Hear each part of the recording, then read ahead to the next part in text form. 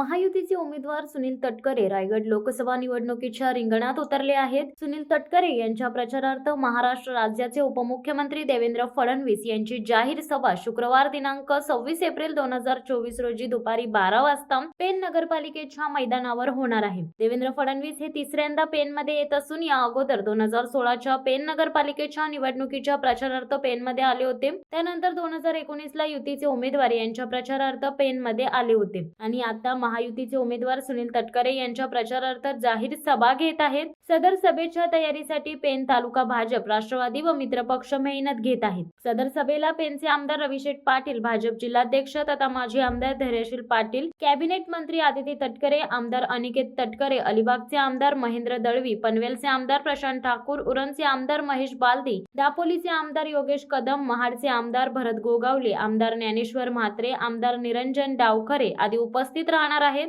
शुक्रवार दिनांक 26 एप्रिल रोजी दुपारी 12 वाजता पेण नगरपालिकेच्या मैदानावर होणाऱ्या या सभेला पेणकर व रायगडकर मोठ्या संख्येने उपस्थित राहणार आहेत.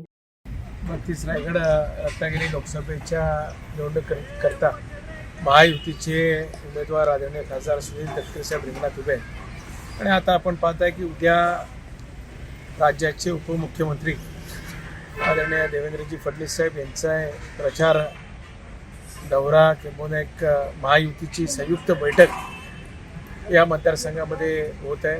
उद्या 12:30 वाजता ही बैठक पेणच्या नगरपालिकेच्या मैदानावर संपन्न होणार आहे. शिवसत्ता टाइम्ससाठी देवा पेरवी, पेण. दे धडक बेधडक वृत्त देणाऱ्या आपल्या शिवसत्ता टाइम्स न्यूज चॅनलला लाल बटन दाबून सबस्क्राईब करा आणि बेल आयकॉनला क्लिक करायला विसरू नका.